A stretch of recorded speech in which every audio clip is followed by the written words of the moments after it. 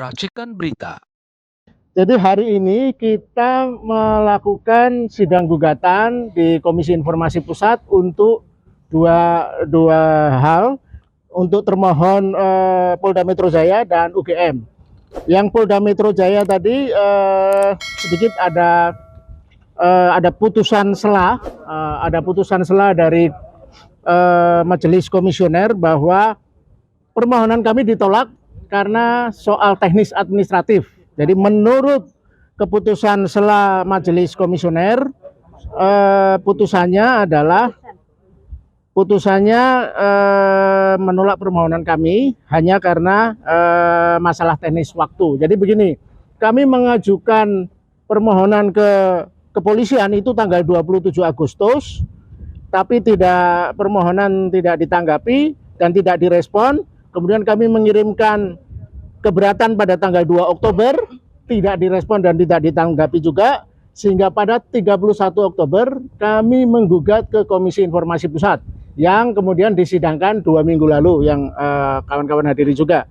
Nah, dari persidangan hari ini jadi ketahuan bahwa Polda Metro Jaya itu tidak memiliki koordinasi yang bagus antara Mabes Polri dengan Polda Metro Jaya. Jadi kami sudah buktikan tadi mengirimkan form permohonan ke surat permohonan termasuk ke form aplikasi PPID. Formnya nggak ada disediakan, jadi lewat email saja. Iya, form aplikasinya ada tadi. Tadi ya. Waktu itu belum ya, ada. Jadi artinya surat kami melalui email itu dan juga yang kami kirim juga itu hilang, lost in wilderness, hilang dalam kesengkarutan surat menyurat di kepolisian. Jadi mereka baru tahu, Polda Metro Jaya baru tahu 2 minggu lalu bahwa kami memohon informasi itu. Jadi kami menerima keputusan sela Majelis Komisioner karena hanya teknis. Jadi yang akan kami lakukan adalah melakukan permohonan ulang, dan permohonan itu bisa kami tambahkan nanti isi permohonan dokumentasi. Nah, dan catatan lain soal Polda Metro Jaya, mereka dengan ini jadi sedikit tahu problem internal mereka, ya, miskoordinasi, dan soal teknologi digital mereka yang segera harus betul-betul bisa mengawasi atau memantau aplikasi PPID. Nah, yang kedua dengan UGM yang baru sekarang ini sedang di break selama beberapa menit, baru mulai tapi sudah mengalami perdebatan yang menarik, ya. Jadi hakim menanyakan soal uji konsekuensi yang diperintahkan oleh majelis hakim pada sidang pertama kemarin, dan jawaban UGM mereka bilang sudah melakukan uji konsekuensi tetapi tidak seperti yang diperintahkan oleh hakim, oleh majelis komisioner, karena uji konsekuensinya tidak melibatkan pihak ketiga, pihak independen, pihak eksternal. Jadi mereka melakukan uji konspirasi ketimbang uji konsekuensi atau uji konsolidasi, ya, karena hanya internal mereka.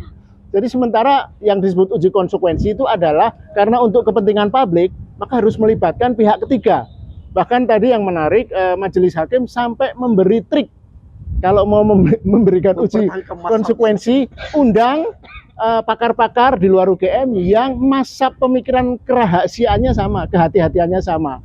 Itu trik yang perlu dicamkan oleh UGM. Dan yang kami prihatin, penegasan ini istilah UGM sendiri bahwa UGM tidak menghormati Majelis Komisioner KIP. Itu tadi ucapan Majelis Komisioner. Dan yang menurut ini opini kami, menurut saya UGM sepertinya tidak memahami konsep-konsep basic keterbukaan informasi publik. Misalnya konsep independen seperti tadi, dia tidak mengundang pihak ketiga. Kemudian apa yang dikecualikan? Tadi saya melihat seperti ibu guru di sebuah sekolah dasar sedang memberi pelajaran basic bagaimana memahami keterbukaan informasi publik, kerahasiaan, dan apa itu dikecualikan. Misalnya ilustrasinya adalah soal ijazah, salinan ijazah. Kan setiap kali ditanya, UGM hanya jawab satu hal. Menurut kami, yang kami mohon, yang kami mohon jawaban mereka adalah semuanya dikecualikan. Ya, artinya karena itu sedang dalam proses hukum. Tetapi yang aneh misalnya gini, kalaupun UGM tidak bersedia memberikan dokumen itu, misalnya soal ijazah, kami sudah mendapatkan dari KPU, sudah mendapatkan dari KPU Pusat, KPU Jakarta. Jadi ini ada pemahaman yang aneh dari UGM soal pengecualian. Dan yang terakhir soal laporan KKN misalnya tadi juga disinggung, apakah laporan KKN kembali ya, ini yang dimaksud ya, pertanyaan Majelis Komisioner adalah ini berlaku bukan hanya semata-mata untuk Pak Jokowi atau UGM, tapi untuk publik. Itu yang selalu ditekankan. Jadi ada kesan memang tadi disebut yang paling menurut saya teguran paling fatal adalah UGM itu telah melakukan sikap-sikap kaufinis.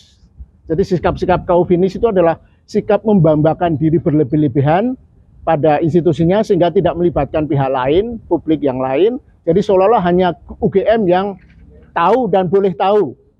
Makanya mereka tidak mengundang pihak independen. Saya kira dari saya itu saja, mungkin ada tambahan dari Mbak Leoni, Mas Petrus. Sini. Terima kasih. Saya tadi tersentak juga ketika wakil dari UGM menyatakan bahwa kemungkinan pihak luar tidak memahami dokumentasi atau prosedur yang ada di UGM. Sebetulnya perjalanan panjang kami ke sini adalah suatu yang saya jalankan dengan pengetahuan dan pengalaman dan keilmuan saya, dengan latar belakang adalah sistem informasi dan manajemen pengetahuan. Bahwa dokumen yang menjadi kontroversi di masyarakat sekarang itu adalah salah satu yang ijazah itu hanya salah satu produk akhir. Karena saya sebagai orang sistem informasi paham nih, desain suatu sisi informasi di organisasi dari, apalagi untuk yang ijazah, itu semua kita mengalami alur yang dilalui oleh setiap mahasiswa itu, bahwa ijazah itu tidak mungkin ada kalau tidak ada prasyaratnya. Sebelumnya apa itu? Sidang, yudisium. Sidang, mahasiswa tidak akan sampai pada sidang ya dengan produknya, salah satunya adalah skripsi yang pasti terbuka, itu produk pengetahuan yang pasti terbuka, kalau dia tidak menyelesaikan semua mata kuliah yang sudah diambil, ada nilai. Lalu setiap semester pasti ada transaksi-transaksi lagi. Jadi yang kami minta itu udah kami turunkan ya, perjalanan dokumen dari input, proses, output, lalu output ini akan menjadi input untuk tahap berikutnya, itu adalah kami sudah uraikan dengan hati-hati. Dan kenapa kasus ijazah ini sangat penting? Ini adalah menyangkut ijazah orang yang pernah menjadi orang nomor 1 di Indonesia. Artinya kita masyarakat ya pernah menjadi pengguna jasanya kita. Masih ingat gak kita kalau melamar itu harus menyertakan ijazah, bahkan diminta transkrip. Nah, artinya apa? Pihak penerima kerja itu berhak atas informasi, kapasitas intelektual dan prasyarat untuk memasuki kerja tersebut. Jadi dalam hal ini apa yang kami minta nanti sebetulnya saya coba turunkan, bahwa apa yang kami minta harusnya itu semua terbuka, karena itu adalah kita minta dalam kapasitas Jokowi sebagai presiden, pernah menjadi presiden atau pejabat publik selama 25 tahun sejak wali kota sampai presiden, dan sebagai masyarakat rakyat di mana dia pernah melamar untuk jabatan publik, maka kita berhak atas dokumen ijazah dan pendukung ijazah yang kita minta, dan itu harusnya terbuka. Terima kasih. Pak Petrus. Ya, saya tambahkan untuk yang belum disampaikan oleh bicara terdahulu.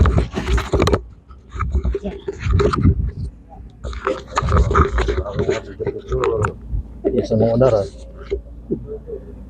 Baik, pertama kami clearkan dulu soal putusan sela yang menolak permohonan pemohon, supaya tidak ada kesan terutama di masyarakat Seolah kalah. kesan negatif seolah ini akhir dari segala-galanya ya.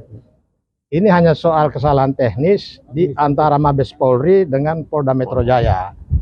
Ketika surat kita masuk ke Mabes Polri, dari Mabes Polri ke Poldanya tidak nyampe, sehingga dari segi tenggang waktu sudah lewat. Karena itu permohonannya harus dinyatakan ditolak dan diberi kesempatan untuk diajukan kembali, bahkan bisa diperluas. Jadi itu clear ya, tidak ada masalah. Nggak akan diprioritaskan. Ya, yang kedua soal sikap pihak termohon atau UGM.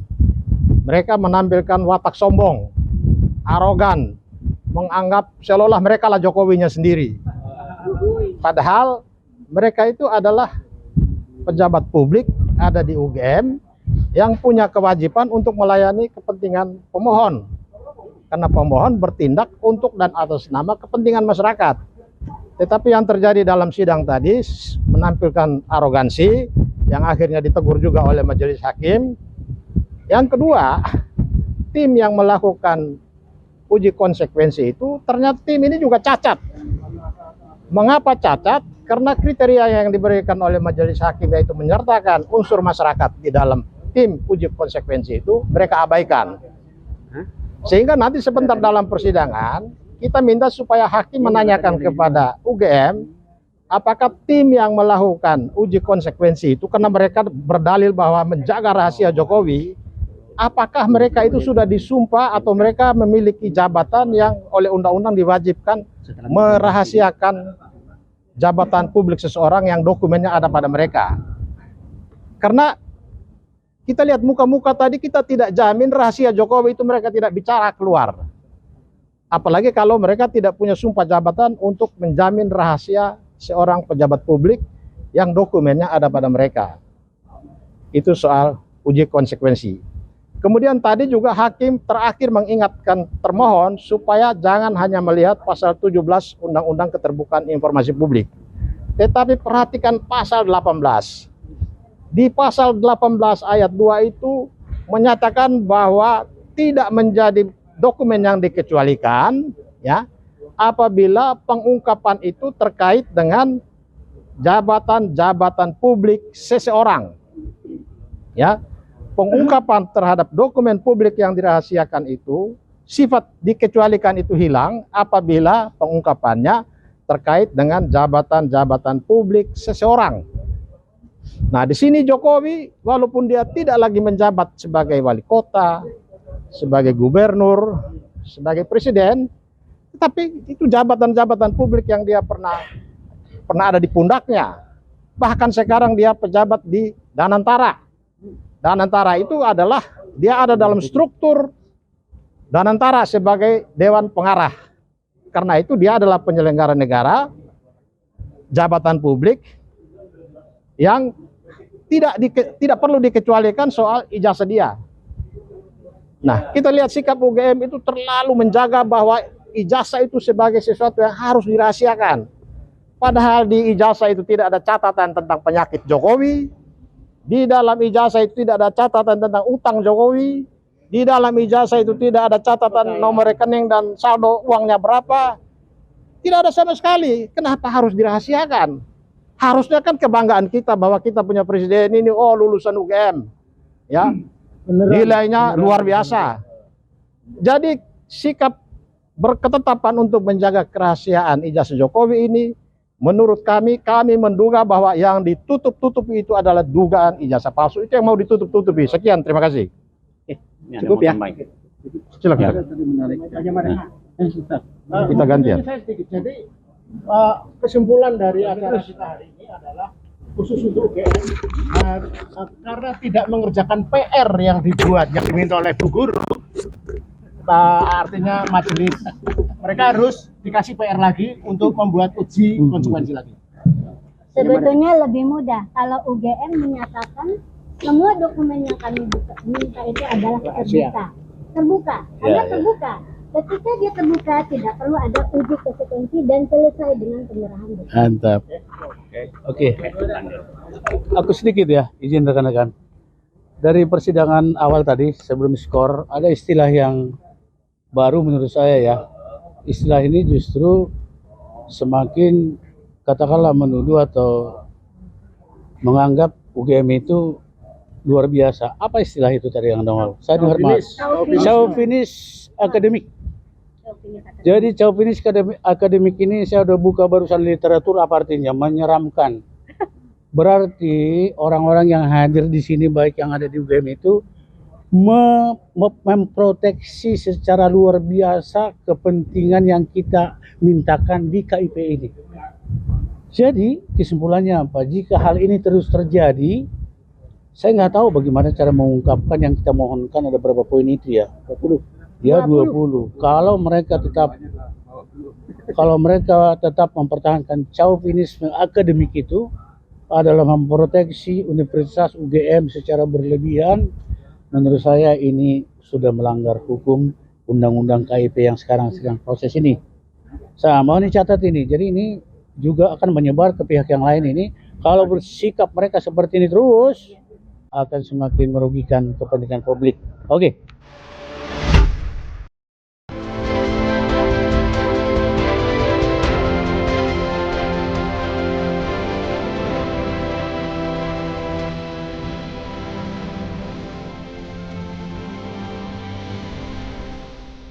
Racikan Berita